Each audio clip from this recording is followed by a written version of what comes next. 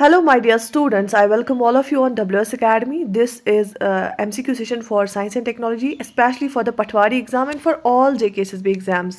जैसे कि मैंने कल लाइव सेशन किया था, उसमें बहुत सारे बच्चों ने बोला था कि मैम हमें साइंस एंड टेक्नोलॉजी के MCQs कराइए और हमें एक आइडिया मिलना चाहिए कि साइंस एंड टेक्नोलॉजी में हमें क्या क्या पढ़ना है।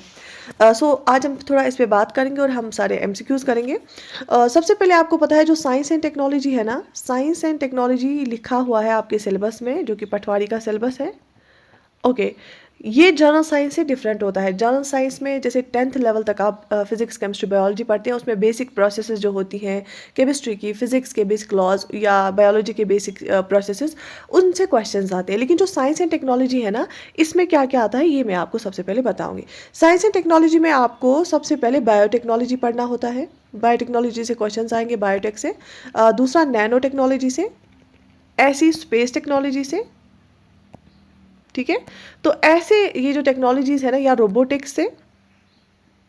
साइंस एंड टेक्नोलॉजी में इवन IT सेक्शन भी आता है। तो इन सारे एरिया से क्वेश्चंस आते हैं। तो हम बहुत सारे हर एक सेक्शन पे बहुत सारे MCQs करेंगे, सो दैट कि बेसिक से मॉडरेट टू हायर लेवल, और मैं एक्सप्लेनेशन साथ साथ दूंगी सो दैट आपको याद भी रहे और आपको समझ भी आए। जिस बच्चे को साइंस एंड टेक्नोलॉजी में प्रॉब्लम है, ये सीरीज उसके लिए भी है, क्योंकि हर एक जो भी टर्म मुझे लगेगी, जो भी नई प्रोसेस मुझे लगी, मैं उसको आपको डिफाइन भी कराऊंगी, एक्सप्लेन भी कराऊंगी, एग्जाम्पल्स भी दूंगी। ठीक है, तो आज का जो सेशन है ये हमारा सेशन पहला सेशन है। MCQs मैंने लाए हैं साइंस एंड टेक्नोलॉजी के रिलेटेड। इसमें सबसे पहला जो टॉपिक है बायोटेक्नोलॉजी, उसके बेसिस पे। ठीक है, पूरा मैं आपको पूरी कोशिश रहेगी मेरी तरफ से कि सारा सिलेबस ही मैं आपको याद कराऊं, जितना भी मुझसे हो सके। And thank you so much for your lovely response. चलो आज सेशन स्टार्ट करते हैं। क्वेश्चन नंबर 1 जो है बेसिक से स्टार्ट करते हैं, और स्टैंडर्ड क्वेश्चन है, ये क्वेश्चन आते हैं एग्जाम में। क्वेश्चन नंबर 1 आपको दिख रहा होगा स्क्रीन पे। The term biotechnology was coined by, जो बायोटेक्नोलॉजी की टर्म है ये किसने क्वाइन की है। देखो एग्जाम में इजी क्वेश्चन भी गलत होते हैं, बहुत ध्यान से सुनना। बायोटेक्नोलॉजी को जो टर्म है ना, ये किसने क्वाइन की है। Option A Hargobind Khurana, option B Saran Narang, option C Karoly Ereky, option D William Hayes. इसका जो सही आंसर है ना, जो बायोटेक्नोलॉजी की क्वाइन है, जो बायोटेक्नोलॉजी टर्म है, उसको क्वाइन किया है किसने। ऑप्शन सी कैरोली एरकी ने। ठीक है, ये हंगरियन था, हंगरी से था, बिलोंग करता है, एक इंजीनियर था। कैरोली एरकी बेसिकली 1919 कुछ सोर्सेज पे लिखा है, बट आप लिख सकते हो 1917 के अराउंड भी ये किया है उसने। ठीक, शाबाश। तो एक्सप्लेनेशन में हम क्या बोल सकते हैं कि कैरोली एरकी ने ही क्वाइन की टर्म बायोटेक्नोलॉजी 1917 में। ठीक है, शाबाश, ये एक इंजीनियर था, इसने बायोटेक्नोलॉजी की टर्म क्वाइन की है। इसमें कोई भी डाउट नहीं होना चाहिए, ये आपको याद करना है, ये एक फैक्ट है। लेकिन यहीं पे मैं आपको समझाना चाहूँगी बायोटेक्नोलॉजी होता क्या है उन बच्चों के लिए जिनको पता नहीं है। बायोटेक्नोलॉजी का मतलब होता है जब बायोलॉजी का यूज़ हम करते हैं ना, नए प्रोडक्ट्स, नए मेथड्स या कुछ ऑर्गेनिजम्स को यूज़ करते हैं। हमारा इंटेंशन क्या होता है कि हम ह्यूमन हेल्थ और सोसाइटी को इम्प्रूव करें, तो हम बायोलॉजी का इस्तेमाल करते हैं, हम माइक्रो ऑर्गेनिजम्स का इस्तेमाल करते हैं ऐसे कुछ प्रोडक्ट्स बनाने के लिए, ऐसे कुछ मेथड्स डेवलप करने के लिए, ऐसे कुछ ऑर्गेनिजम्स में ऐसी कुछ चेंजेस लाने के लिए, जिसका हमारा मोटिव होता है कि उससे इम्प्रूव हो ह्यूमन हेल्थ और हमारी सोसाइटी के लिए बेनिफिशियल हो। तो उसी को हम बायोटेक्नोलॉजी बोलते हैं। तो बायोटेक्नोलॉजी की जो कॉइन है, टर्म है, इसको कॉइन किया है कैरोली एरकी ने। मुझे उम्मीद है आपको आज के बाद ये गलत नहीं हो जाएगा। Moving to another question, genetically engineered golden rice is rich in which of the following. शाबाश। Genetically engineered golden rice is rich in which of the following? Option A, vitamin A and nicotinic acid. Option B, B carotene, vitamin A and folic acid. Option C, B carotene and iron. Option D, vitamin A and niacin. And yes, genetically engineered golden rice में आपको बताना चाहूँगी, ये एक type का rice है।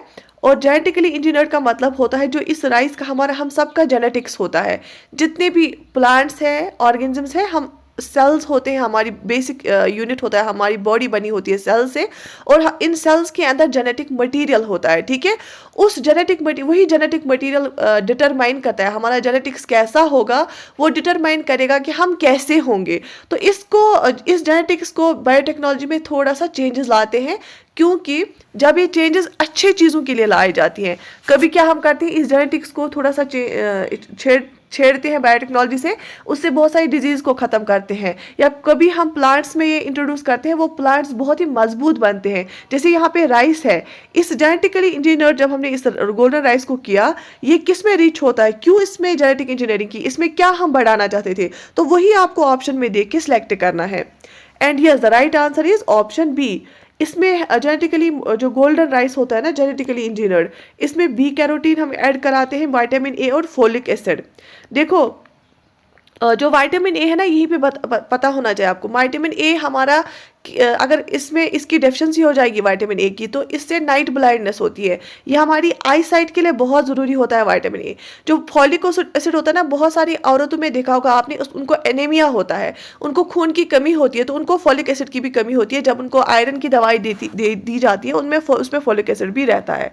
ठीक है, ओके। तो इसमें अब अगर हम in B carotene, vitamin A और फॉलिक एसिड का कंटेंट ही इंक्रीज करें खाने में, तो हमें सप्लीमेंट्स लेने की जरूरत नहीं पड़ेगी, और जो ओवरऑल हमारी पॉपुलेशन है ना, वो हेल्दी रहेगी। तो इसलिए इसकी एक्सप्लेनेशन आप देखो, golden rice is genetically modified to produce beta carotene, जिसको हम बी कैरोटीन भी बोलते हैं, which is not normally present in rice.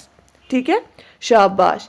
Moving to another question, which one of the following types of a cell has the ability to develop into any type of all? देखो, मैंने आपको इससे पहले भी बताया, जो हम है ना, या प्लांट्स है, एनिमल्स है, या ह्यूमंस है, हमारा जो बॉडी है ना, उसकी बेसिक यूनिट सेल है। बहुत सारी सेल्स जब मिलती है ना, वो टिश्यू बनाती है। क्या बनाती है? टिश्यू। और बहुत सारे टिश्यू जब मिलते हैं, वो ऑर्गन्स बनाते हैं। क्या बनाते हैं?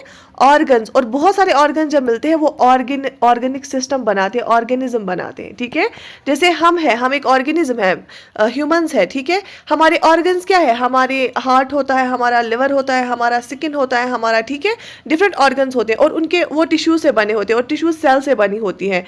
तो ये जो सेल्स होते हैं ना, बेसिक तो अगर हमें कुछ भी बनाना होगा तो सेल से ही हम जनरेट करते हैं। तो यहाँ पे आपको बताना है, इनमें से कौन सी ऐसी सेल है जिसको हम अगर डेवलप करेंगे ना, उस एक सेल को लेके अच्छे से एनवायरनमेंट में, लेबोरेटरी कंडीशंस में रखेंगे, तो उसमें एक पूरा कोई भी तरह का ऑर्गन हम डेवलप कर सकते हैं।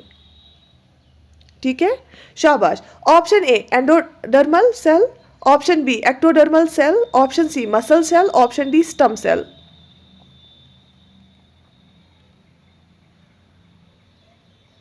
इनमें से कौन सी सेल को हम डिफरेंट टाइप ऑफ सेल्स में कन्वर्ट कर सकते हैं, डेवलप कर सकते हैं? And yes, the right answer is, आपने सुना भी होगा ये मेडिकल टर्म में, stem cell. Stem cell is the right answer. ये जो होती है stem cells, these embryonic stem cells और प्लूरिपोटेंट। प्लूरिपोटेंट क्या होता है? मतलब इनमें पोटेंशियल होता है डिफरेंट टाइप्स में ये डेवलप होने का। ठीक है, इसको हम प्लूरिपोटेंट सेल भी बोलते हैं। This means they can turn into more than one type of cells. ठीक है, ये एक से ज़्यादा टाइप ऑफ सेल्स में हम इनको डेवलप कर सकते हैं, स्टेम सेल्स को। इनको इसलिए बोलते हैं प्लूरिपोटेंट सेल्स। ठीक है, शाबाश। Moving to another question, what is the application of somatic cell nuclear transfer technology? देखो, ये एक टेक्नोलॉजी है जो बहुत ज़्यादा एप्लीकेशन में रहती है, somatic cell nuclear transfer technology. इसकी क्या एप्लीकेशन है, मेन एप्लीकेशन इसकी क्या क्या है? ठीक है, शाबाश। बस आपको इतना ही आप याद रखो, इससे डीप क्वेश्चन इसके बारे में नहीं आएगा। Option A production of biolarvicides, option B productive cloning of animal, reproductive cloning of animal, option C manufacture of biodegradable plastics, option D production of organisms free of diseases. And yes, the right answer is option B reproductive cloning of animal. जो main areas of application है ना, SCNT के, यही जो technology है, somatic cell nuclear transfer technology, इसका full form भी याद रख लेना, somatic cell nuclear transfer technology. ठीक है, मतलब जब हम सेल के अंदर न्यूक्लियस में जो मटेरियल होता है ना, जब उनमें से हम कुछ ट्रांसफर करते हैं, वो वाली टेक्नोलॉजी। ठीक है, तो इसके जो मेन एरियाज ऑफ एप्लीकेशन होते हैं ना, आप याद रख लेना ऐसे। रिप्रोडक्टिव क्लोनिंग, ये हमारे ऑप्शन में था, therapeutic cloning, basic research, these are the main applications. ठीक है, basic cloning is the production of genetically modified transgenic animals. ठीक है, शाबाश। So option B here is the right answer, reproductive cloning of animal. Which is used extensively for genetic engineering in plants? अगर हमें plants में genetic engineering करनी होती है। Genetic engineering का मतलब होता है हम इंजीनियरिंग, ये एक फील्ड है इंजीनियरिंग का जिसमें हम किस पे काम करते हैं, जेनेटिक्स पे। जेनेटिक्स को चेंज करते हैं, हमारा जो डीएनए होता है ना उसमें कुछ एरियाज को कट करते हैं, कुछ एरियाज उसमें जोड़ते हैं, कुछ एरियाज उसमें रिमूव करते हैं। उसी को हम मैं आपको एक ना साधारण सी लैंग्वेज में समझा रही हूँ, उसी को हम जेनेटिक इंजीनियरिंग बोलते हैं। तो जेनेटिक इंजीनियरिंग अगर हमें यही प्लांट्स में करनी होती है तो हम क्या इस्तेमाल करते हैं? शाबाश। Option A Xanthomonas citri, option B agrobacterium tumefaciens, option C Bacillus coagulans, option D Clostridium septicum. And yes the right answer is, शाबाश, हम अगर हमें जेनेटिक इंजीनियरिंग करनी होती है प्लांट्स में तो हम इस किसका इस्तेमाल करते हैं? ऑप्शन बी एग्रोबैक्टीरियम टोमेफेसेंस का। Sorry if I am pronouncing it wrong. ये जो होता है it has been used extensively as a plant genetic engineering tool and is also a model microorganism that has been well studied for host microbe associations.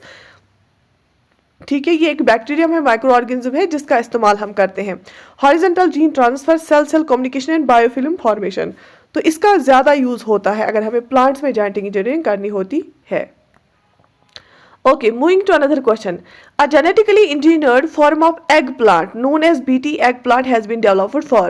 आपको पता है BT जो है BT eggplant ये भी जेनेटिक्स में ही है और जेनेटिक इंजीनियरिंग में आपने ज़्यादा सुना होगा इसका BT ब्रिंजल का, BT eggplant का। ये इसको किस चीज़ के लिए डेवलप किया गया है?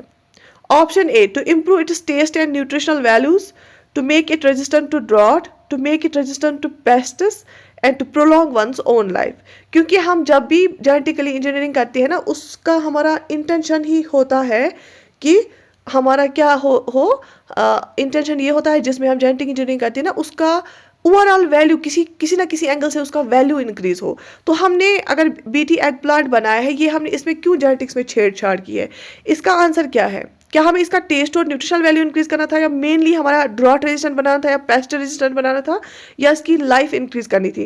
तो इसका जो सही आंसर है to make it resistant to pests, pests के लिए रेजिस्टेंट हो इसलिए हमने इसमें छेड़छाड़ की थी। The genetically modified form of eggplant नोन एज BT eggplant was developed to make it resistant to pests. ठीक है यहाँ तक, शाबाश। Moving to another question. BT seed is associated with which of the following varieties? BT seed हमने किस variety के रिलेटेड हम आपने ये सुना होगा BT सीड?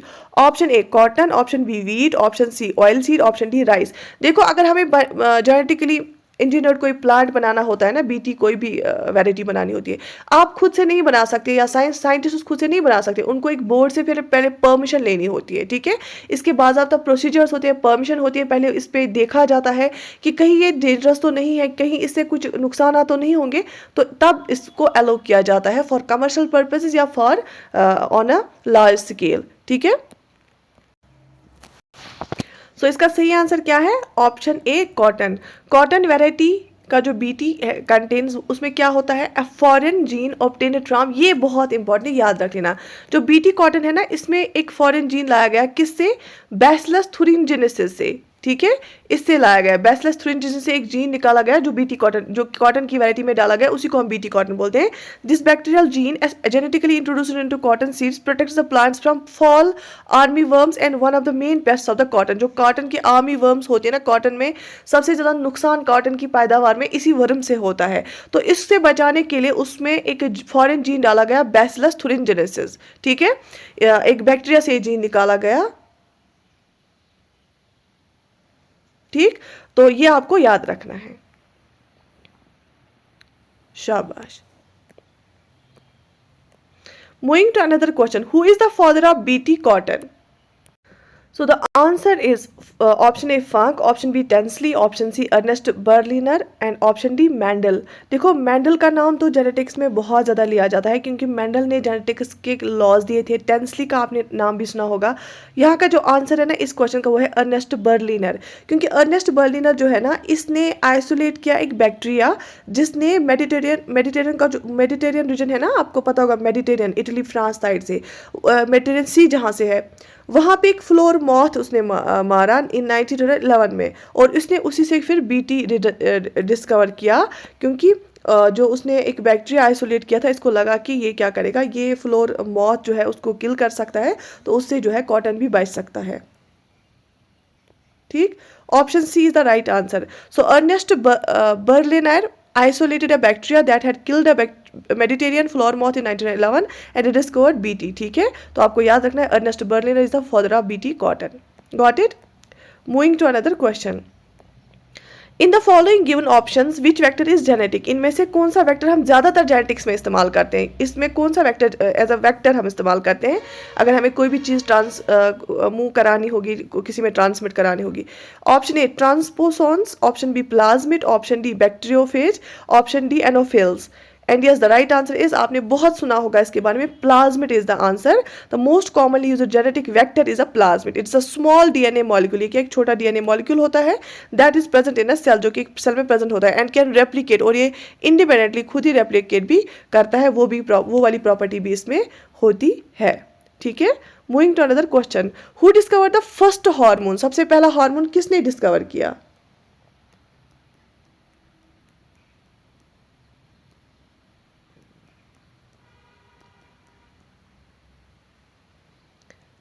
ठीक,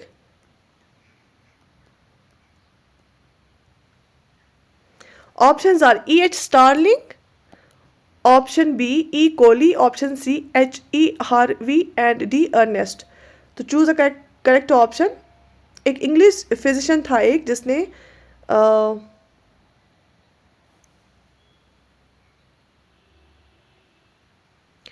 जो है पहला हार्मोन जो है डिस्कवर किया।